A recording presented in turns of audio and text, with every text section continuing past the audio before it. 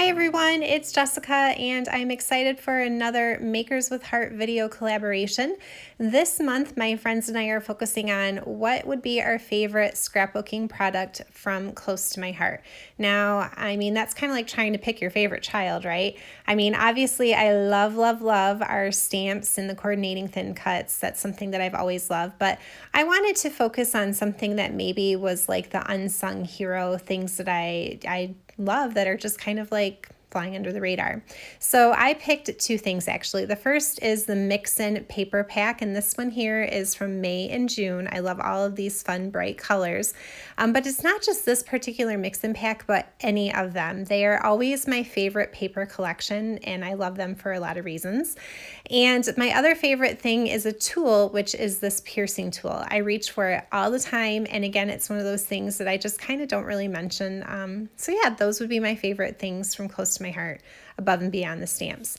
Now I am going to make a double page layout using Make It From Your Heart Volume 5. This is pattern 9. And the funny thing is that I am at the end of this video collaboration, and I didn't know it, but two of my other friends used the exact same pattern for their projects this month. Isn't that funny? We didn't even plan it that way. So make sure that you check out Katie's video and Julie's video as well. So I'm going to do that double page for these photos here of my daughters who were kind of sitting around one summer and reading. The pattern does call for a 5x7 photo, which I don't have. So I'm going to double mat my 4x6 like this. And I've gone ahead and cut all of my papers out of that Mix-In collection from May and June. According to the pattern sizes. A lot of them are just 1/2 inch pieces by 12. This one I believe was 3/4 of an inch. This one is 2 1/4. That was like one of the biggest strips. These were 1 inch. So a really easy way, if you have a bunch of just, long leftover strips of paper in a paper pack, that pattern is great for using it. And then I've already used my coordinating ink colors and a sponge tool just to edge distress all of those and prepare those pieces. That way we can just grab a piece of white daisy cardstock and start building this layout. So I'm really just kind of putting these down according to that pattern. It was a very simple one to follow.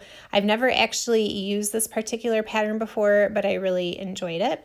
And I was inspired to grab these papers just because my one daughter has a lot of colors on her shirt in the photo, and I thought that this was just like a fun, vibrant, summery type of paper collection that, really the Mix-In packs are meant to go along with the other paper collections and kind of extend them and, add on to them. But I love those Mix-In papers just for themselves because they're so pretty. This one here is a zip strip from the top one of the papers. I love it, love it, love it. It has all those pretty flowers on there, and I thought that was a great way to pull all of those colors together. So that's going to go at the bottom of the page. And luckily I did have like 3 different packs of this paper collection, so I was able to get 2 zip strips to use for my double page layout. So that worked out well. Okay, then just kind of again finishing putting some of these pieces down. I won't make you watch me glue everything, but I did just want to show you on the one side of the layout how it all came together, and then I will do the other side off camera.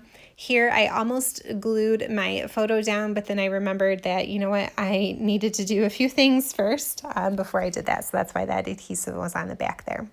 All right, let's turn to my other favorite tool that really I reach for this all the time. I love to do hand stitching on my projects, and I could not do it without that piercing tool. And I use it in a lot of other ways as well. So this circle I did cut out with that circle thin cut. So I just grabbed the next die that was one size smaller, and I'm using it as a guide to poke some holes into my paper. And then I am using some regular embroidery floss I think I have 3 strands in my needle, to go around and stitch a pink stitch all the way around the outside of that circle. And I really love adding those kinds of little details to my cards and my layouts. It makes me happy. I enjoy stitching, and again, that piercing tool is what makes it all possible. So here you can see I finished doing that, and I did adhere all of those pieces and do the same kind of stitching on the right hand side of the page as well. So now that I've got the basics kind of put together, as I was stitching, I was kind of looking at my pages and thought, you know what, I probably should have added some splatters or something to my white base page before starting. That's definitely something I like to do, and I kind of forgot. So I'm going to do it now before I put any photos down. And I thought that it was fine, even though I've got those pattern pieces on there. I was trying to get mostly on the white part of my layout, but it looks kind of cool to have those splatters over top of the pattern papers as well. And there you can see that. That's just the Ocean Gloss Spray from Dina Wakley. All right, so now I can start kind of putting the last pieces on this. So I've got the paper strips. Now it's time for the photos and the embellishments. So let me get a little bit more adhesive on that photo and hopefully not put my daughter upside down. So that's going to go there. And like I said, that does call for a 5x7 photo, but just with the double photo mat, I made it work for my 4x6. And then same thing, get my photos. There are 3 that go over here. 2 of those are 3x4 and the small one is a 3x3. And now it's time for embellishments. So I thought, I've got all these pretty colors going on in these papers. It would be fun to add some flowers. And then also, since it's a layout about reading, I grabbed my date stamp and thin cut, and I cut out a library card and then the little envelope that you can use with it. So here I've got one ready to go with some lemonade cardstock, and I will just fold those pieces in. They're scored so that when you attach it, it creates this nice little pocket to slide the library card in, and that's going to be where I do my journaling. And then I am using just a roll of some double-sided tape here because it's really strong, and it seems to be an easy way to adhere these little pockets for that stamp. Before I put it down to my page though, I grabbed a little piece of another zip strip, which is that top branding strip across the top of these papers, and I liked that it had all of those colors in it. So I'm going to put it across the top of my pocket there and then trim that off. I'm happy that I remembered to do that before I glued it down to my page. It would have been harder to measure that otherwise. And then, like I said, this library card just tucks in there. Now here is another way that I use my piercing tool all of the time. If you ever have to peel the backing off something, it's really easy just to kind of stick that little pokey end in between the backing and the adhesive and peel it off that way. So not just for poking holes in your projects, but also for getting those little things that are hard to get going as well. Okay, so I've got that in there.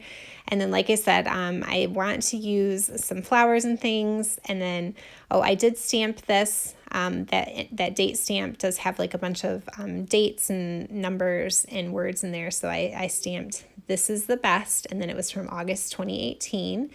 And here's where I'm going to start my floral embellishments. So I used about 4 different stamp sets and thin cuts to put all of these together. I just stamped them in the same ink colors as my papers, and I did a whole bunch of them, multiples of them, because I knew I was going to have floral clusters on either side of my layout, and I just kind of hoped that I had cut enough. Now you'll have to tell me if you have a good secret for this. Now when I do this and I just dry fit them around, sometimes I get irritated because the lightest touch will make my pieces move, and then I am just struggling to get them, where I want them to be, and or when you're trying to pull them out and add adhesive to them. So I won't make you watch me struggle and fuss with this as they all kind of shift around on me. But if you have a good secret for that, please leave it in the comments down below, because I know I get really irritated by that. But you can see here I've gone ahead and glued those down. I did put regular and thin 3D foam tape on some of those flowers just to make them pop up. Now before I move on from this left-hand side page, I decided that I wanted to add a little bit more stitching to go along with those circles that I had stitched. So I found my heart die cuts, and I'm going to use my piercing tool in that foam piece again. And I'm actually going to use the dies as a guide, just like I did with the circle dies. And I'm going to poke some holes around the inner side of the heart, so that way my hearts are a little bit narrower than if I'd gone around the outside. But same thing I did before, just kind of poked around, used 3 strands of embroidery thread, and then stitched those on there, and I think that those turned out really cute. So let me put that library card back in there. And again, that's for the journaling. Okay, one last thing before I'm done with this left-hand side. Well, I shouldn't say done, nearly done with the left-hand side. The flowers felt a little naked to me, so I went into my acrylic shapes. Now, this particular bag is no longer available. It was a special for VIPs a while ago, but there are going to be some new acrylic shapes just like this coming out in August. And originally I thought I would find like a smaller flower or a burst or something to put in the center of some of those flowers. Didn't work, but I did find that cute little heart piece that I liked instead. So I went with that. You'll have to stay tuned and see what I did to kind of fill in some of the centers of those flowers. They just felt a little naked. Okay, same process over here on the circle for the right-hand side of the layout. Tucking some flowers in, again, using some thin 3D foam tape on this one. And then I'm going to use regular 3D foam tape for the other flower, just sit on top of it and just have multiple dimensions there. I'm out of the roll of my regular foam tape, so I only have these foam dots. And again, whenever I use my foam dots, I pull out my piercing tool. It just makes it really easy to grab them off of that carrier sheet. So yet another use for that tool. Like I said, I thought I wanted to try to highlight something that I really can't live without, but is just sort of the unsung hero in my crafting room. For me, it is my piercing tool. I do definitely use it all of the time in a lot of different ways. So, okay, since again, this is a layout about reading, I wanted to bring in another stamp that had something to do with that. So this is from the In a Book stamp set, and it just says, "Reading is dreaming with your eyes open." And I'm going to stamp that over to the right-hand side of my 3x3 photo. And then add a couple more flowers up here in the top. I'm trying to make some triangles on my page as far as the embellishments go. That way it kind of travels in like a triangular zigzag shape all the way across from the left page to the right page.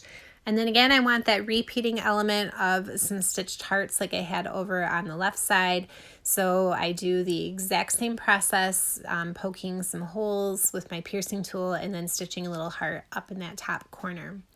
Okay, now here's what I decided to do for those hearts. I grabbed my silver glitter gems, or I'm sorry, hearts, flowers, silver glitter gems. And again, I use my piercing tool when I do this. It makes it easy to grab them off the carrier sheet. There's like a bigger size and a smaller size. So on the bigger flowers, I use the big one. And then on the smaller one, I use the smaller ones. And then I scatter a couple of the smaller gems just around those floral clusters. And except for my title, I think that this is pretty much it for the page. So I'm just kind of adding a last few of those gems here.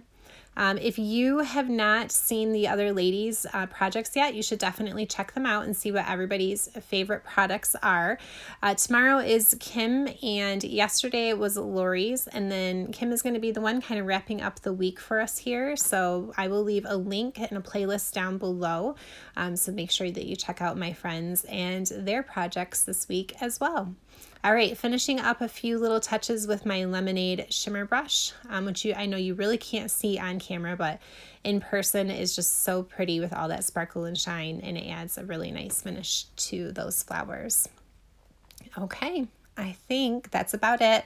I'm going to stamp my title. I don't really do that on camera just because I always have to stick my head right over top of what I'm stamping to make sure that I put it on straight. And I know you didn't want to look at the back of my head. So I used an older stamp set that I had called Framework Alphabet, and I stamped Love This. And that is it, my friends. I hope that you enjoyed. I'm wondering, what are some of your unsung heroes in your craft room? I mean, obviously we all have like the big things like the paper and the stamps, but what are the little tools or the little things that are your favorites that you just can't craft without? For me, I always am pulled towards those mix and paper collections from close to my heart. I love them. And then of course, as far as a tool goes, I love my piercing tool so that I can use it in so many different ways. Here are a couple of close-ups of my double page. I hope that you enjoyed watching and that you feel inspired. Like I said, I'll leave a playlist down below for the other ladies in the Makers with Heart and their projects. I am a close to my heart maker, so if you saw anything that you loved, I will leave links to all the products that I used down below. Thank you so much for stopping by today and watching. Happy crafting. Bye.